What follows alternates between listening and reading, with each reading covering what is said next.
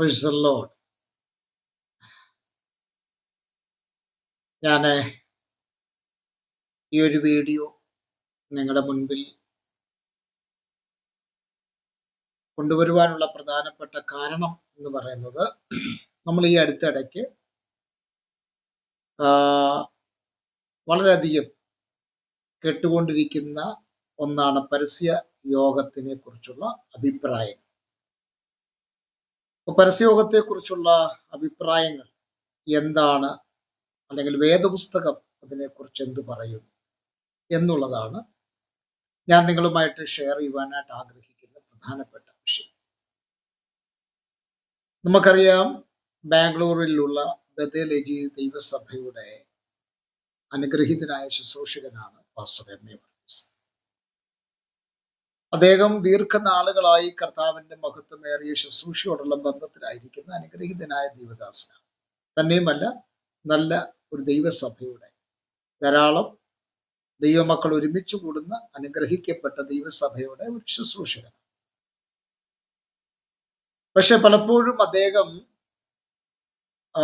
നടത്തുന്ന പ്രസ്താവനകൾ, ഇനി അദ്ദേഹത്തിന്റെ ചർച്ച് വലുതായതുകൊണ്ടോ ധാരാളം പണം അദ്ദേഹം സമ്പാദിച്ചു കൊണ്ടതുകൊണ്ടോ ആണെന്ന് അറിയില്ല, മറ്റുള്ള ദൈവദാസന്മാരെയൊക്കെ ചിലരെയൊക്കെ കാണുമ്പോൾ അദ്ദേഹത്തിന് എന്തോ ഒരു പുച്ഛം പോലെ എനിക്ക് അനുഭവപ്പെട്ടിട്ടുണ്ട്. അദ്ദേഹത്തിന്റെ പല പ്രസംഗങ്ങൾ ഞങ്ങൾ നേരിട്ട് സംസാരിച്ചിട്ടില്ല, കണ്ടിട്ടില്ല. നേരിട്ട് കണ്ടുണ്ട്, പക്ഷെ സംസാരിച്ചിട്ടില്ല. എന്നാൽ അദ്ദേഹത്തിന്റെ പല പ്രസംഗങ്ങൾ, ഈ അടുത്തിടെയായിട്ടുള്ള പല പ്രസംഗങ്ങൾ ആ നിലയിലാണ്.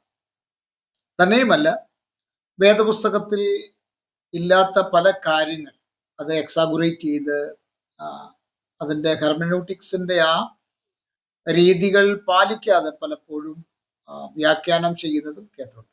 എന്നാൽ പലപ്പോഴും അദ്ദേഹത്തിന്റെ പ്രായത്തെ ബഹുമാനിച്ചും അദ്ദേഹത്തെ ആദരിച്ചിട്ടും ഉള്ളത് കൊണ്ട് വീഡിയോസ് പലതും ചെയ്യാതെ മാറുകയാണ്. എന്നാൽ ഈ അടുത്തിടെ ഇറങ്ങിയ അദ്ദേഹത്തിന്റെ ഒരു പരസ്യ പ്രസ്താവനയുണ്ട്. ഞാൻ ആ വീഡിയോ നിങ്ങളെ കാണിക്കാം. നിങ്ങളിൽ പലരും കണ്ടതാണ് എങ്കിലും എൻ്റെ ഈ പ്രബന്ധത്തോടുള്ള ബന്ധത്തിൽ നിങ്ങളെ അതൊന്ന് കാണിച്ചിട്ട് എൻ്റെ വിഷയത്തിലേക്ക് വരുവാനായിട്ട് ആഗ്രഹിക്കുന്നു. എനിക്ക് കവലകൾ തോറും നിന്ന് പ്രസംഗിക്കുന്നു എന്ന് സ്വയം അഭിമാനിക്കുന്ന ഒരുപാട് പേരെ അറിയാം.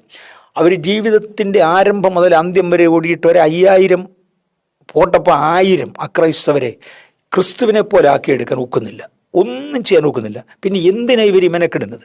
ആർക്കെന്ത് ഗുണം? നാട്ടുകാരൻ്റെ ശല്യവും വീട്ടുകാരുടെ ശല്യവും ഇതല്ലാതെ വേറെ ഒരു പ്രയോജനവുമില്ല. ഒന്നും ചെയ്യാൻ ഒക്കുന്നില്ല. പിന്നെ എന്തിനാ ഇവർ മെനക്കെടുന്നത്? ആർക്കെന്ത് ഗുണം? അപ്പൊ നിങ്ങൾ ഈ വീഡിയോ കണ്ടല്ലോ. ഇതിനു മുൻപ് ഈ വീഡിയോ നമ്മുടെ ഫേസ്ബുക്ക്, യൂട്യൂബ് വഴി വൈറലായ വീഡിയോസാണ്. അപ്പൊ അതുകൊണ്ട് അതിനെക്കുറിച്ചുള്ള കൂടുതൽ എക്സ്പ്ലനേഷൻ ആവശ്യമില്ല. എങ്കിലും അദ്ദേഹം നടത്തിയ പ്രസ്താവന, പാസ്റ്റർ എം.എ. വർഗീസിനെ ഞാൻ റെസ്പെക്ട് ചെയ്യുന്ന ഒരാളാണ്. അദ്ദേഹത്തിന്റെ എല്ലാ പ്രസംഗങ്ങളും കേൾക്കാറുണ്ട്. പക്ഷേ ചില മെസ്സേജുകളോട് നമുക്കൊരു വിയോജിപ്പുണ്ട്. അദ്ദേഹത്തോടല്ല, ഒരിക്കലും അദ്ദേഹത്തോട് നമുക്കൊരു വിയോജിപ്പില്ല. ആശയത്തോട് വിയോജിപ്പുണ്ട്.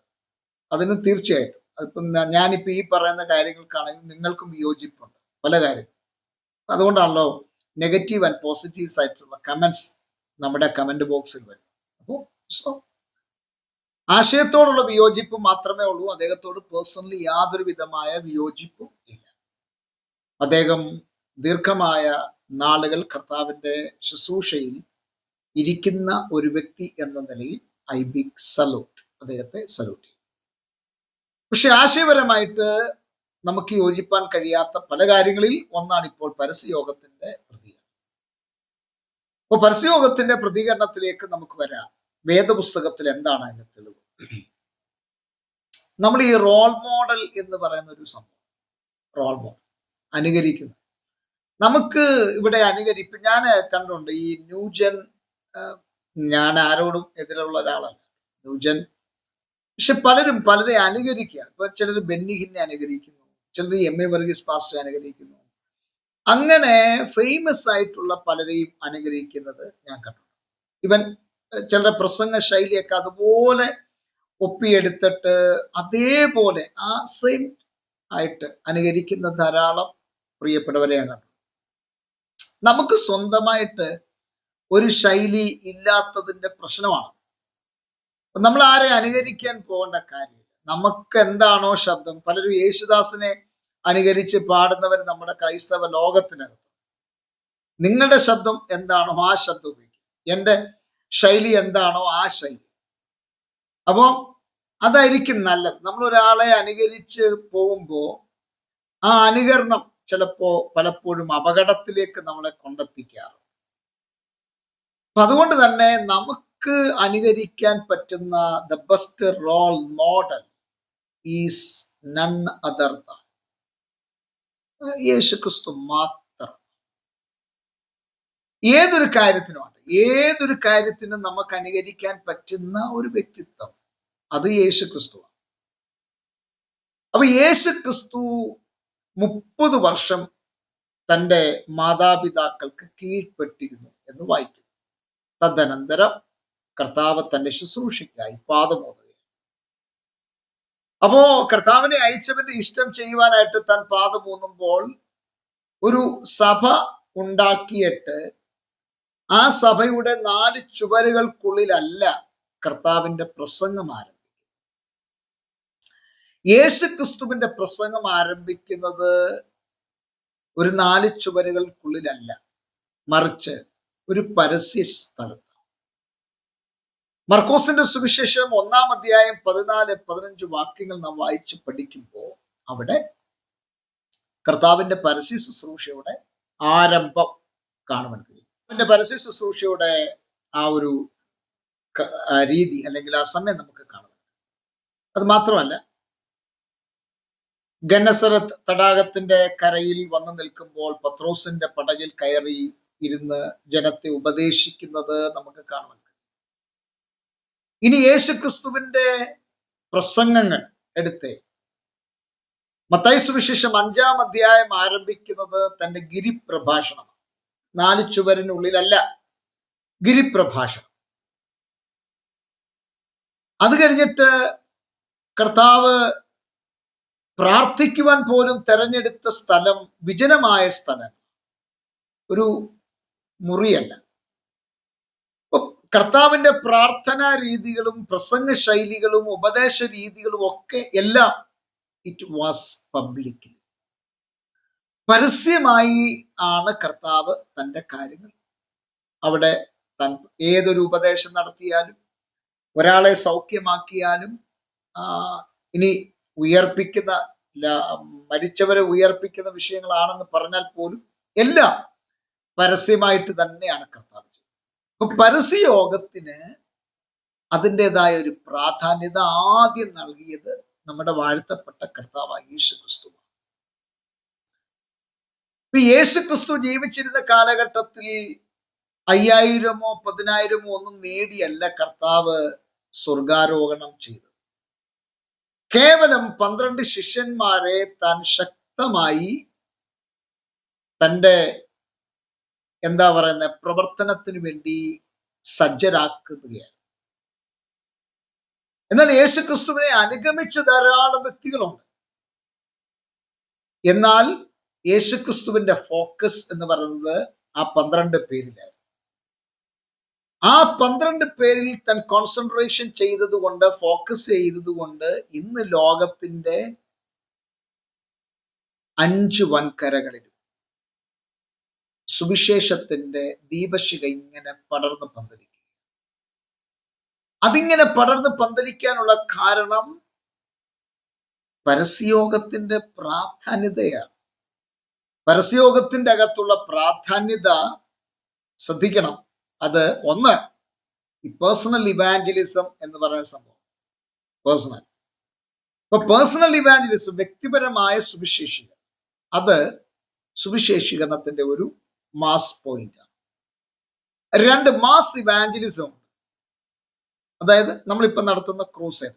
Pastor MA. വർഗീസ് എത്രയോ ഇവിടെ ക്രൂസൈഡുകളിലും കൺവെൻഷനുകളിലും ചെറുതും വലുതുമായിട്ടുള്ള മീറ്റിങ്ങുകളൊക്കെ വന്ന് പ്രസംഗിച്ചിട്ടില്ലേ? അതെല്ലാം പരസ്യയോഗമാണ് പാസ്റ്റർ, എല്ലാം പരസ്യയോഗമാണ്.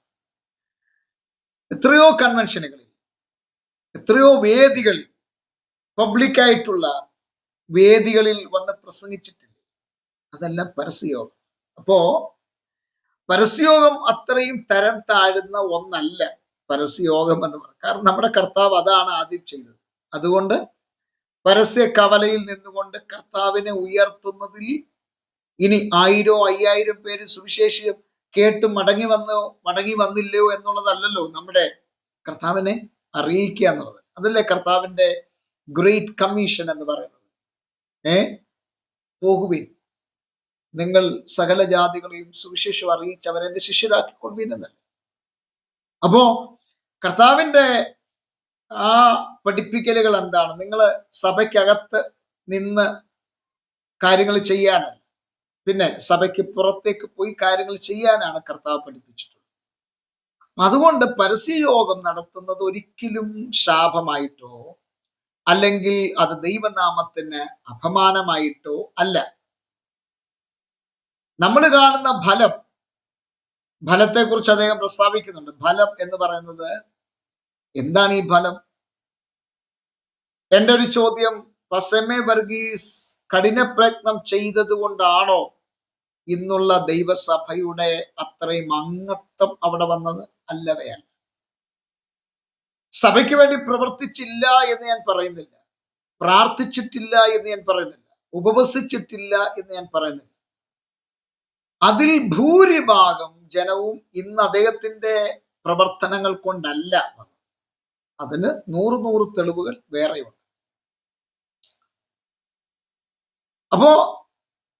പക്ഷെ കൃപയാൽ അവിടെയുള്ള ദൈവസഭ വളർന്നു.